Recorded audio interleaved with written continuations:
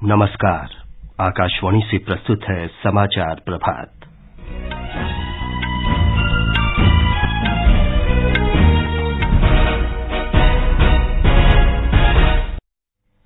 प्रधानमंत्री नरेंद्र मोदी आज सवेरे शहरी नियोजन, विकास और स्वच्छता विषय पर वेबिनार को संबोधित करेंगे। G20 के विदेश मंत्रियों की बैठक आज से नई दिल्ली में शुरू होगी। G20 देशों की भ्रष्टाचार रोधी कार्यकारी समूह की 4 दिवसीय बैठक भी आज से गुरुग्राम में शुरू हो रही है। नागालैंड के 4 मतदान केंद्रों पर आज पुनर्मतदान हो रहा है। त्रिपुरा, मेघालय और नागालैंड विधानसभा चुनाव की मतगणना की तैयारियां पूरी। और क्रिकेट में बॉर्डर गावस्कर सीरीज में भारत और ऑस्ट्रेलिया के बीच तीसरा टेस्ट मैच आज से इंदौर में खेला जाएगा। समाचार प्रभात के साथ मैं विमलेंदु पांडे। प्रधानमंत्री नरेंद्र मोदी शहरी नियोजन, विकास और स्वच्छता विषय पर आज सवेरे 10 बजे एक वेबिनार को संबोधित करेंगे। बजट के बाद आयोजित होने वाली वेबिनार श्रृंखला में इस कार्यक्रम का आयोजन आवासन और शहरी कार्य मंत्रालय कर रहा है। इस वेबिनार में सामाजिक न्याय और अधिकारिता मंत्रालय तथा पेयजल और स्वच्छता विभाग के समन्वय से विभिन्न विषयों से संबंधित बजट घोषणाओं पर चर्चा होगी। सफाई मित्र, प्रमुख गैर सरकारी संगठन, नागरिक संगठन, कर्मचारी संगठन, वित्तीय संस्थाएं, शहरी नियोजक और जनप्रतिनिधि वेबिनार में शामिल होंगे और अपने विचार प्रस्तुत करेंगे। संबंधित पक्ष स्वच्छता में प्रौद्योगिकी के उपयोग, गीले और सूखे कचरे के प्रबंधन और अपशिष्ट से संयंत्रों के जरिए बदलाव सुनिश्चित करने के लिए सभी शहरों में मशीनीकृत स्वच्छता सुविधाओं सहित बजट घोषणाओं से संबंधित कार्यान्वयन रणनीति और समय सीमा पर चर्चा करेंगे। समाचार कक्ष से निखिल कुमार। नई दिल्ली में आज से भारत की अध्यक्षता में G20 देशों के विदेश मंत्रियों की बैठक होगी। 2 दिन की बैठक में विदेश मंत्री डॉ सुब्रमण्यम जयशंकर और कई गणमान्य व्यक्ति उभरती वैश्विक चुनौतियों और अंतर्राष्ट्रीय मुद्दों पर अपने विचार विमर्श करेंगे। बहुपक्षवाद को सशक्त बनाने और सुधारों की आवश्यकता, खाद्य तथा ऊर्जा संरक्षा, विकास सहयोग और आतंकवाद का मुकाबला जैसे विभिन्न विषयों पर कल 2 सत्रों में चर्चा की जाएगी। चीन के विदेश मंत्री छिनगोंग कल नई दिल्ली में G20 के विदेश मंत्रियों की बैठक में भाग लेंगे। मार्च 2022 के बाद से किसी चीनी नेता की ये पहली उच्च स्तरीय भारत यात्रा होगी। विदेश मंत्रालय से कल जारी बयान में बताया गया है कि श्री छिन विदेश मंत्री डॉ सुब्रमण्यम जयशंकर के निमंत्रण पर बैठक में भाग लेंगे। इससे पहले पिछले सप्ताह वरिष्ठ भारतीय और चीनी अधिकारियों के बीच पहली प्रत्यक्ष वार्ता हुई थी। प्रधानमंत्री कार्यालय में राज्य मंत्री डॉ जितेंद्र सिंह ने कहा है कि G20 के सदस्य देश आज भ्रष्टाचार रोधी कार्य समूह की बैठक में चोरी की संपत्ति की वसूली और भगोड़े आर्थिक अपराधियों का पता लगाने और उन्हें प्रत्यर्पित करने के तरीकों पर विचार विमर्श करेंगे। G20 की पहली भ्रष्टाचार रोधी कार्य समूह की बैठक आज से शुरू होने वाली है और ये 3 मार्च तक जारी रहेगी। डॉ जितेंद्र सिंह ने कहा कि भारत G20 की अध्यक्षता अभूतपूर्व आर्थिक, भू राजनीतिक और जलवायु चुनौतियों के मुद्दे पर केंद्रित है। मिजोरम के आइजोल में कल से G20 व्यापारिक सम्मेलन शुरू होगा। वाणिज्य और उद्योग राज्य मंत्री सोम प्रकाश और विदेश राज्य मंत्री डॉ राजकुमार रंजन इस अवसर पर उपस्थित रहेंगे। मुख्यमंत्री जोरमथंगा ने मीडिया को सम्मेलन की जानकारी दी। लगभग 48 व्यापारिक प्रतिनिधि और अमेरिका, जर्मनी, चीन, फ्रांस और जापान सहित 17 देशों के दूत व्यापार बैठक में भाग लेंगे। पर्यावरण और जलवायु स्थिरता कार्य समूह की दूसरी बैठक 27 से 29 मार्च तक गुजरात के गांधीनगर में आयोजित की जाएगी। ये बैठक जल संसाधन प्रबंधन पर एक अन्य कार्यक्रम के साथ शुरू होगी, जिसमें G20 के सदस्य देशों द्वारा जल संसाधन प्रबंधन की सर्वोत्तम पद्धतियों पर प्रस्तुतियां दी जाएंगी। वित्त मंत्री निर्मला सीतारामन ने कल सिक्किम के मंगन जिले में बैंकर्स समिति और भारतीय स्टेट बैंक के ऋण वितरण कार्यक्रम में भाग लिया। इस अवसर पर उन्होंने स्थानीय लोगों से किसान क्रेडिट योजना जैसे केंद्र सरकार के प्रोत्साहन और योजना का लाभ उठाने की अपील की।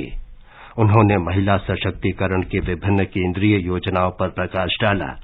ये योजनाएं स्व सहायता समूह उत्पादों को बाजार उपलब्ध कराते हैं। वित्त मंत्री ने केंद्रीय सामाजिक सुरक्षा के अंतर्गत स्थानीय लाभार्थियों को चेक भी बांटे। रायसीना डायलॉग कल से नई दिल्ली में शुरू हो रहा है। ये शनिवार को संपन्न होगा। प्रधानमंत्री नरेंद्र मोदी कल इसका उद्घाटन करेंगे। इटली की प्रधानमंत्री जॉर्जिया मेलोनी उद्घाटन सत्र में मुख्य अतिथि होंगे। रायसीना डायलॉग में 100 से अधिक देशों के प्रतिनिधि भाग लेंगे।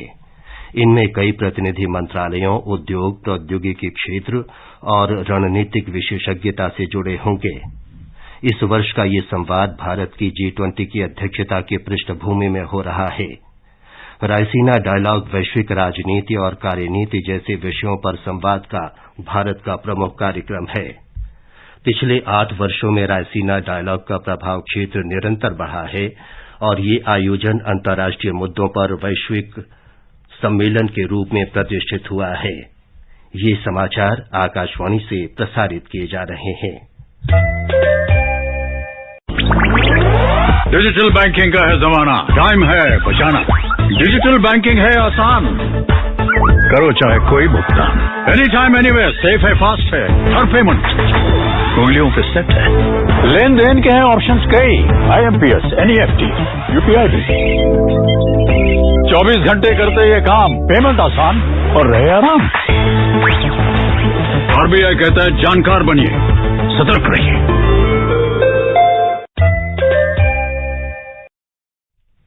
समाचार प्रभात में आपका फिर स्वागत है। नागालैंड में आज 4 मतदान केंद्रों पर पुनर्मतदान होगा।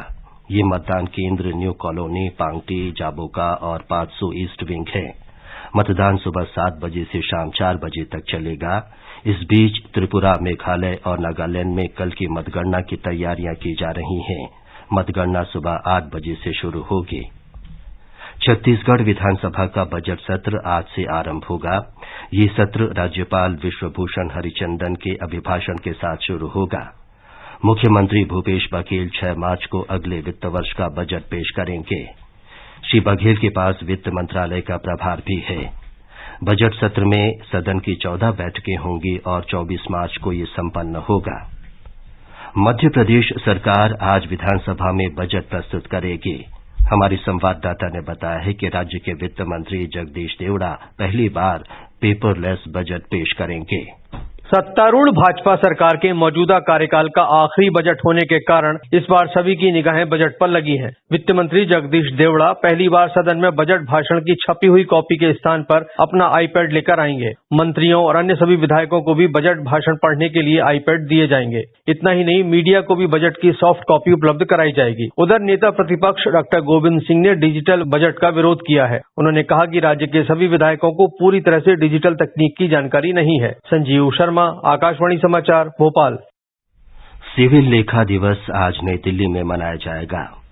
केंद्रीय वित्त राज्य मंत्री पंकज चौधरी इस अवसर पर मुख्य अतिथि होंगे। केंद्र सरकार के लेखा संरक्षण को ऑडिट से अलग किए जाने के बाद 1976 में भारतीय सिविल लेखा सेवा की शुरुआत हुई थी। भारतीय नियंत्रक और महालेखा परीक्षक को इस सेवा की जिम्मेदारी दी गई। दिल्ली के उप मुख्यमंत्री मनीष सिसोदिया और मंत्री सत्येंद्र जैन ने कैबिनेट से इस्तीफा दे दिया है। मुख्यमंत्री अरविंद केजरीवाल ने दोनों का इस्तीफा स्वीकार कर लिया है।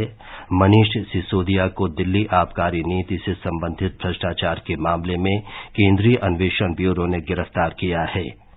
उच्चतम न्यायालय ने कल उन्हें जमानत देने से इनकार कर दिया। सत्येंद्र जैन को पिछले वर्ष मई में धनशोधन के एक मामले में प्रवर्तन निदेशालय ने गिरफ्तार किया था। दोनों मंत्रियों के इस्तीफे के बाद दिल्ली सरकार में अब 4 मंत्री ही रह गए हैं। इस बीच भाजपा ने दिल्ली आबकारी नीति में अनियमितताओं को लेकर एक अभियान चलाने का निर्णय किया है। नई दिल्ली में भाजपा प्रवक्ता सुधांशु त्रिवेदी ने कहा कि पार्टी कार्यकर्ता दिल्ली आबकारी नीति के कार्यान्वयन में कथित भ्रष्टाचार से अवगत कराने के लिए घर घर जाकर लोगों को जागरूक करेंगे। उन्होंने आम आदमी पार्टी पर युवाओं के भविष्य से खिलवाड़ करने का आरोप लगाया। सरकार ने कहा है कि देश भर में 5G सेवाओं का लक्ष्य अगले वर्ष तक प्राप्त कर लिया जाएगा। संचार और सूचना प्रौद्योगिकी मंत्री अश्वनी वैष्णव ने नई दिल्ली में कहा कि अब तक देश के 387 जिलों में 5G सेवाएं शुरू हो गई हैं। उन्होंने कहा कि पहले चरण में इस वर्ष मार्च तक 200 शहरों को 5G सेवा के लिए शामिल करने की समय सीमा तय की गई थी, लेकिन ये लक्ष्य 1 महीने पहले ही प्राप्त कर लिया गया।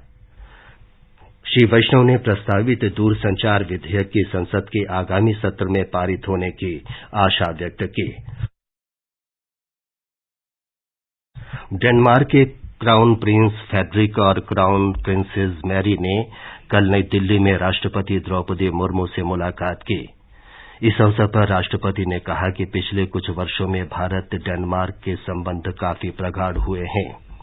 राष्ट्रपति ने विश्वास व्यक्त किया कि दोनों देशों के द्विपक्षीय व्यापार और निवेश में वृद्धि होगी।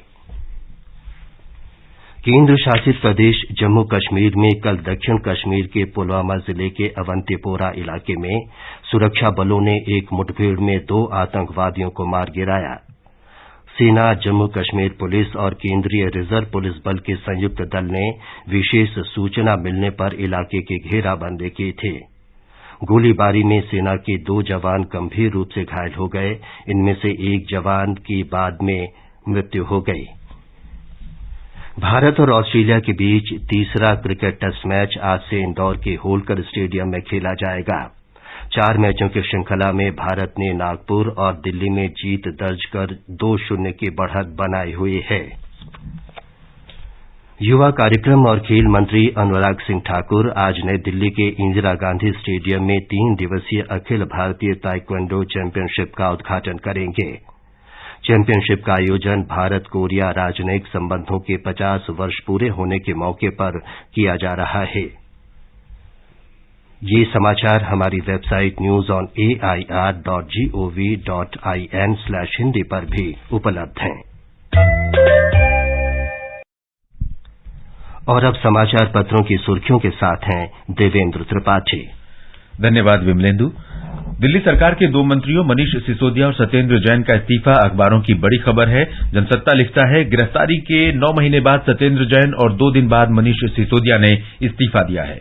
नवभारत टाइम्स लिखता है, महंगे कर्ज और विनिर्माण क्षेत्र में सुस्ती की वजह से चालू वित्त वर्ष की तीसरी तिमाही में विकास दर घटी। उधर हिंदुस्तान उत्साहजनक शीर्षक से लिखता है, बुनियादी उद्योग उत्पादन में 7.8% की वृद्धि, जनवरी में 4 माह के उच्च स्तर को छुआ।